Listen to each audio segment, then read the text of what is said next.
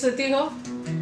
आइए हम परमेश्वर की स्तुति करेंगे, क्योंकि हमारा परमेश्वर स्तुति के योग्य परमेश्वर है। मेरी हर धड़कन में तेरा ही नाम हो, हर सांस की हो तू वजह, मेरी हर सुबह की तू शुरुआत हो, हर सांस की हो तू वजह, ना हो अब फासला तेरे मेरे दरमियाँ, अब तू रहे मेरा रहनुमा, ये मेरी रूह ना रहे, ना हो ये जिस्म मेरा, बन जाऊँ मैं तेरी रूह का सिला। मेरी हर धड़कन में तेरा ही नाम हो, हर सांस की हो तू वजह, हर सुबह की तू शुरुआत हो, हर सांस की हो तू वजह, पिछला सब जाता रहे, तुझ में नया मैं बनूं, हुजूरी हो तेरी मुझ में, मैं कल तेरी मैं बनूं, पिछला सब जाता रहे, तुझ में नया मैं बनूं, हुजूरी हो तेरी मुझ में, मैं कल तेरी मैं बनूं, आराधना ऐसी बनूं, खुशबू तेरी मुझसे उठे, ख्वाहिश यही अब मैं करूं, दीदार तेरा तुझको मिले, ना हो अब फासला तेरे मेरे दरमियाँ, अब तू रहे मेरा रहनुमा, ये मेरी रूह ना रहे, ना हो ये जिस्म मेरा, बन जाऊँ मैं तेरी रूह का सिला। मेरी हर धड़कन में तेरा ही नाम हो, हर सांस की हो तू वजह, मेरी हर सुबह की तू शुरुआत हो, हर सांस की हो तू वजह, हो तू वजह, हो तू वजह।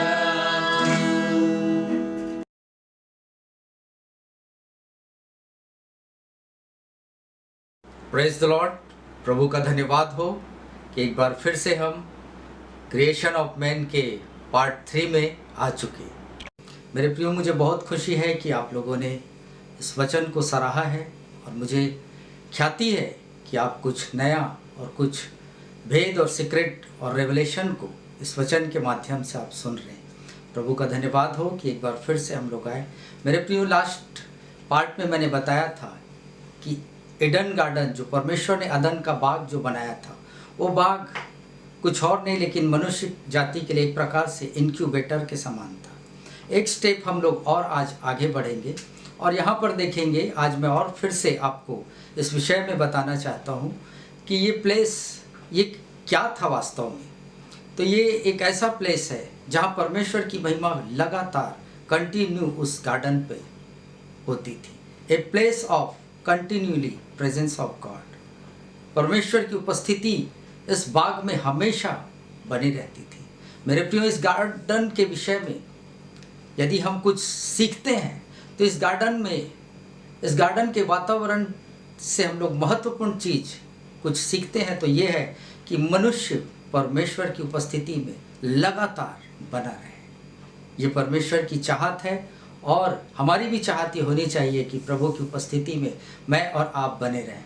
मनुष्य को परमेश्वर ने गार्डन में, मेरे प्रियो, मैंने बताया था कि गार्डन जो था, गार्डन आप उसको कहेंगे जो फेंस किया गया है, जिसे घेरा जाता है गार्डन को, लेकिन जो चीज़ घिरा नहीं रहता उसको हम जंगल के रूप में कहते हैं, उसे हम जंगल समझते हैं। तो यहाँ परमेश्वर ने पृथ्वी, इतनी बड़ी संपूर्ण पृथ्वी के बीच में उसने एक स्थान को चुना और उस स्थान को परमेश्वर ने अदन का बाग बनाया। बाकी सारे स्थान खाली थे और मैंने बताया कि ये एक एनवायरनमेंट था। इसीलिए हर एक चीज़ जो कुछ परमेश्वर ने किया वो सब कुछ हम देख चुके, लोगों ने खोजा भी, उसकी खोज हुई, लेकिन केवल अदन का बाग ही आज तक नहीं मिला, क्योंकि ये वातावरण था। और परमेश्वर मनुष्य को, उस गार्डन को वो बांध के रखा था, घेरा था।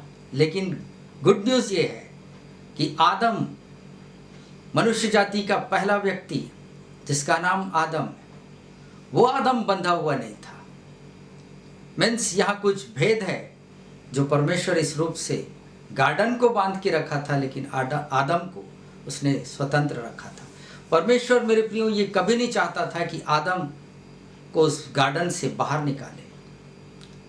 आदम के पाप करने के कारण परमेश्वर को मजबूरीवश आदम को उस गार्डन से उसे निकालना पड़ा। लेकिन परमेश्वर की योजना मनुष्य जाति के लिए ये थी, परमेश्वर ये चाहता था कि आदम जो पहला मनुष्य है, वो जो एदन के बाग में जो वातावरण था, परमेश्वर की महिमा का, परमेश्वर की उपस्थिति का, उस वातावरण को परमेश्वर चाहता था कि आदम अपने साथ उसे बाहर लेकर जाए। और परमेश्वर ये चाहता था कि वो पूरे पृथ्वी में उस वातावरण को वो फैलाए। ये परमेश्वर की चाहत थी, मेरे प्रियो। इसलिए परमेश्वर ने आदम को पूरे पृथ्वी का अधिकार दिया। उत्पत्ति 1:26 में हमने देखा कि परमेश्वर ने कहा कि आओ हम मनुष्य को बनाएं और वो पृथ्वी पर, संपूर्ण पृथ्वी पर मनुष्य अधिकार रखे। तो परमेश्वर की चाहत थी कि वो इस रूप से परमेश्वर कार्य करे। इसीलिए मेरे प्रियो, यशायाह नबी की पुस्तक, उसका 11 वचन और उसका 11 का 9 वचन क्या कहता है, इसकी ओर हम दृष्टि डालेंगे। मेरे सारे पवित्र पर्वत पर न तो कोई दुख देगा और न हानि करेगा, क्योंकि पृथ्वी यहोवा के ज्ञान से ऐसी भर जाएगी जैसा जल समुद्र से भरा रहता है। हाँ, यहाँ पर वचन कहता है, परमेश्वर का वचन कहता है कि परमेश्वर कह रहा है कि पृथ्वी पूरे उसके ज्ञान से भर जाए। ये परमेश्वर की मनसा थी, उसका डिजायर था। उसके लिए मनुष्य की आवश्यकता थी, क्योंकि परमेश्वर ने मनुष्य को पूरा अधिकार दिया था। और परमेश्वर चाहता था, आदम से अपेक्षा करता था कि आदम इस बाग के वातावरण को, परमेश्वर के ज्ञान को, परमेश्वर की उस बुद्धि को, परमेश्वर की उपस्थिति को, परमेश्वर की रचना को संपूर्ण पृथ्वी पर वो फैला दे। जैसे कि समुद्र, पृथ्वी पानी से भरी हुई है, वैसे ही परमेश्वर चाहता है कि उसकी पृथ्वी, उसकी बनाई हुई पृथ्वी परमेश्वर के ज्ञान से भरे रहे। मेरे प्रियो, हमारा चर्च जाना ही काफ़ी नहीं है। हमें परमेश्वर के साथ लगातार, मुझे और आपको परमेश्वर के साथ उसकी उपस्थिति में संगति बनाना बहुत जरूरी है। उसकी आवाज़ को हमें सुनना है, उसकी आज्ञाओं को हमें सुनना है। और इतना ही नहीं, लेकिन ये सब कुछ को जानने के बाद मुझे और आपको परमेश्वर के वचन के अनुसार चलना भी है। इफिसियों 3 उसका 16 वचन इस प्रकार से कहता है कि वह अपनी महिमा के धन के अनुसार तुम यह दान दे कि तुम उसके आत्मा से अपने भीतरी मनुष्यत्व में सामर्थ्य पाकर बलवंत होते जाओ। हाँ, यहाँ प्रभु चाह रहा है कि तुम बलवान कब होगे, तुम ज्ञानवान कब होगे? जब परमेश्वर की उपस्थिति में हम बने रहेंगे तो हमारे पास सब वो योग्यताएं रहेगी जिसके द्वारा मैं और आप परमेश्वर की बनाई हुई सृष्टि को हम लोग पूरे विश्व में फैला सकते हैं। मेरे प्रियो, इसीलिए ये वचन कहता है कि तुम हमारा अंदरूनी मनुष्यत्व, अंदर से मुझे और आपको, आत्मा में मुझे और आपको बलवान बनने की जरूरत है। इसलिए परमेश्वर ने आदम को पहला चीज यदि कुछ दिया तो वो ये था परमेश्वर की उपस्थिति। मेरे और आपके जीवन में परमेश्वर की उपस्थिति होना बहुत जरूरी है। इसलिए परमेश्वर ने सब कुछ बनाया, लेकिन पहला चीज परमेश्वर ने आदम को, जो पहला मनुष्य था इस जगत का, उसे अपनी उपस्थिति को परमेश्वर ने दिया। मेरे प्रियो, दूसरी बात, पहली बात मैंने आपको बताया कि ये अदन का बाग परमेश्वर की महिमा का स्थान था। दूसरी बात हम लोग ये चीज जानेंगे कि ये आदम के लिए एक ट्रेनिंग का स्थान था।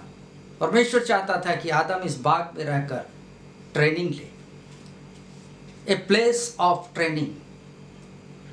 अदन का बाग मनुष्य जाति के लिए एक ट्रेनिंग का स्थान था, जहाँ उत्पत्ति 1 उसका 28 वचन को हम लोग देखेंगे, जहाँ परमेश्वर ने क्या कहा।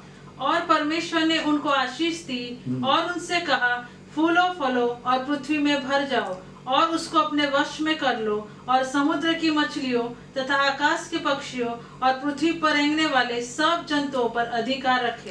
यहाँ परमेश्वर ने पूरा संपूर्ण पृथ्वी का अधिकार दिया, लेकिन उसको ट्रेनिंग देने के लिए, ट्रेनिंग अभ्यस्त करने के लिए परमेश्वर ने एक छोटे से स्पॉट में, एक छोटे से स्थान से शुरुआत किया। कि प्रभु चाहता था कि आदम उस छोटे से स्पॉट पे रहकर वहाँ राज्य करना सीखे, और उसके बाद वो पूरे पृथ्वी पर उसका राज्य फैल जाए। ये परमेश्वर की योजना मनुष्य के लिए, मेरे और आपके लिए परमेश्वर की योजना इस प्रकार से थी। मत्ती 25 उसका 20 और 21 वचन की ओर भी हम लोग देखेंगे। जिसको 5 तोड़े मिले थे, उसने 5 तोड़े और लाकर कहा, हे स्वामी, तूने मुझे 5 तोड़े सौंपे थे, देख मैंने 5 तोड़े और कमाए हैं। और उसके स्वामी ने उससे कहा, धन्य है अच्छे और विश्वास योग्य दास, तू थोड़े में विश्वास योग्य रहा, मैं तुझे बहुत वस्तुओं का अधिकारी बनाऊंगा, अपने स्वामी के आनंद में सहभागी हो।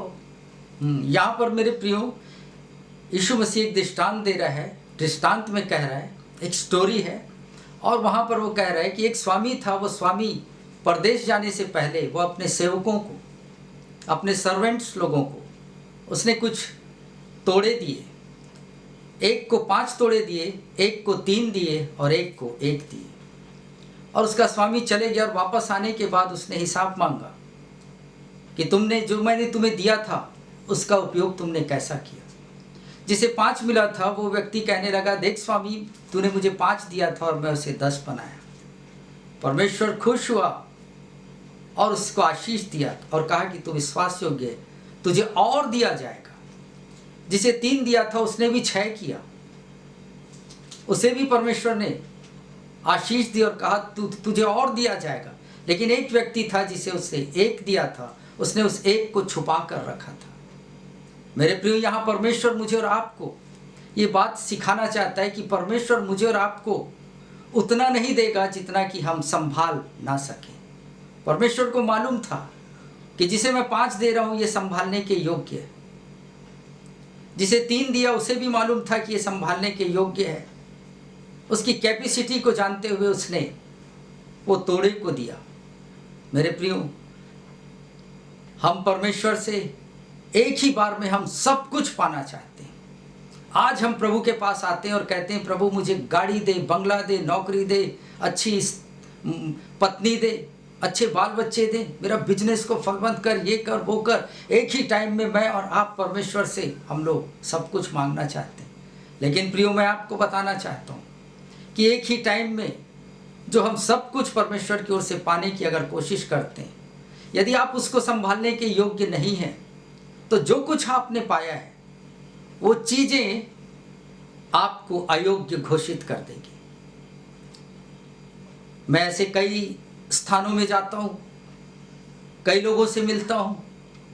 कई बार मुझे देखकर दुख लगता है कि सब कुछ परमेश्वर ने उन्हें दिया है, लेकिन मेरे प्रियो उन्हें उसको यूज़ करना नहीं आया।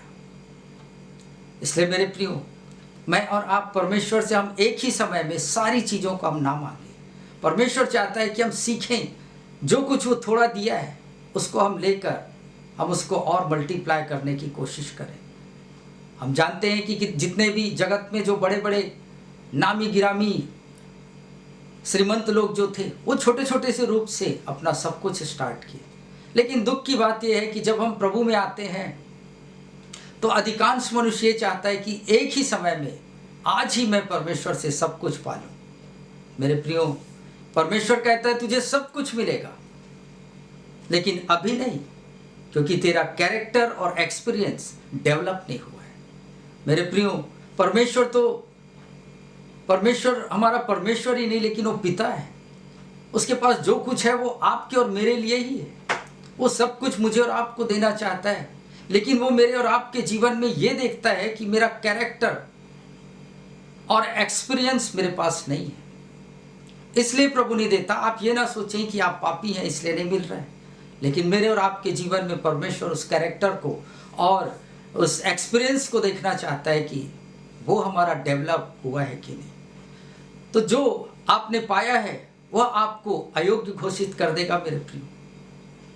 इसलिए कई घरों में मैंने देखा है कि रहने वाले 3 हैं और उनके पास 5 कार है। मिसयूज है उस चीज का।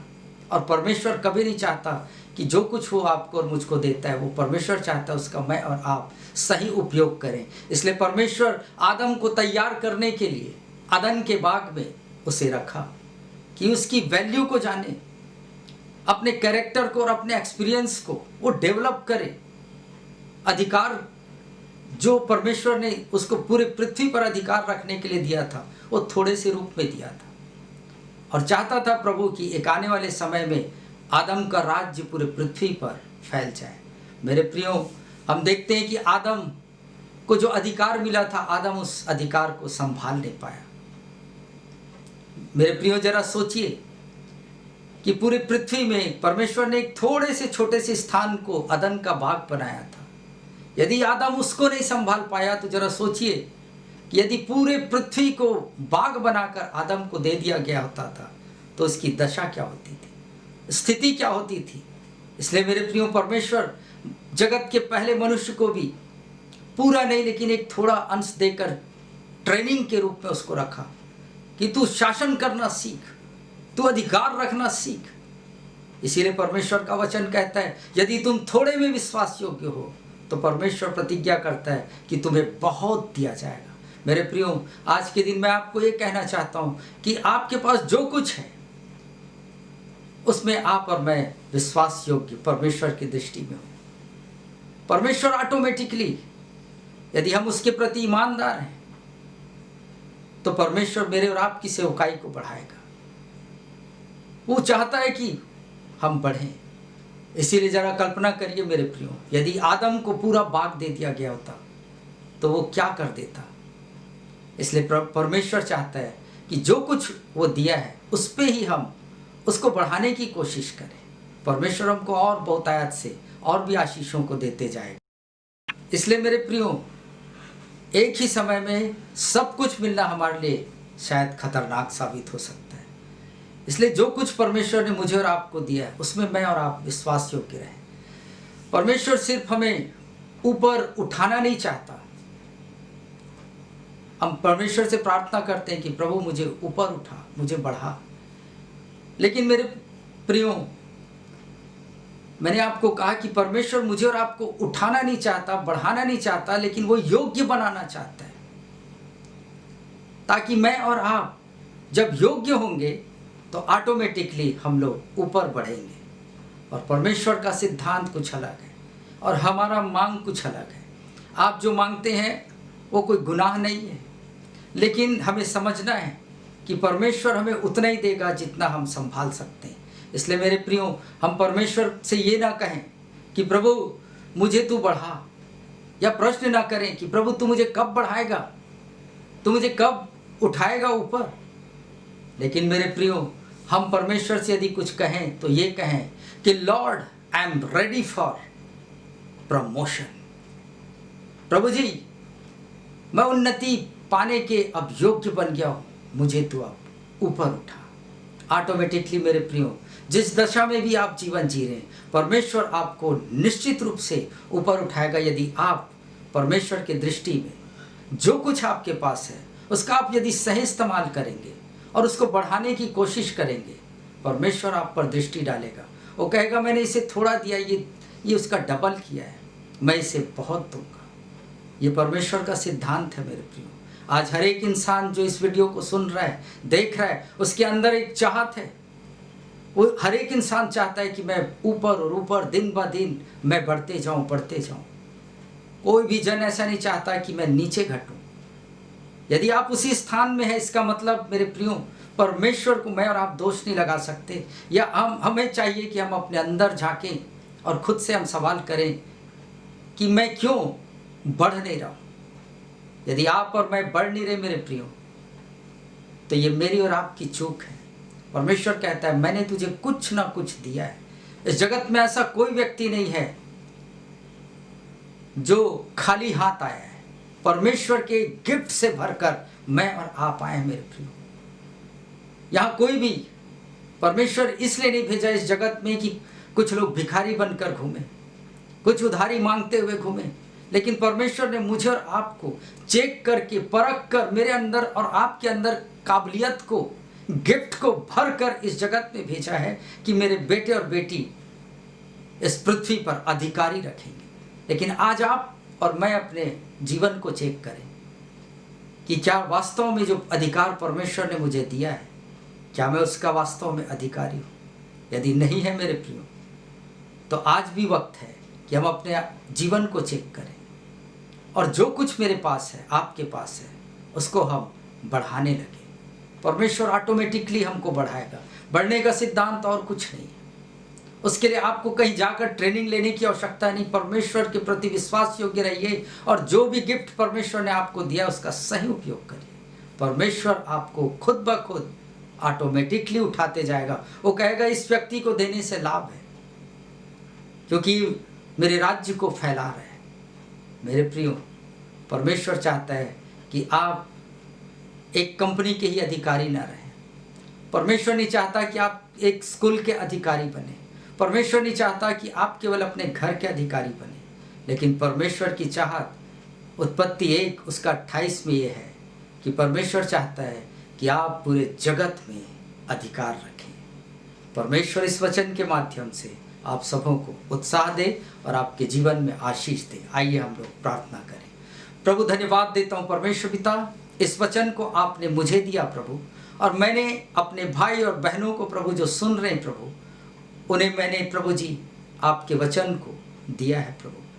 हे मेरे पवित्र परमेश्वर, हे पवित्र आत्मा, आप हर एक के हृदय में कार्य करें प्रभु, और हम आज की रात्रि प्रभु जी हम अपने आप को चेक करने वाले हो सकें कि चूक कहाँ है।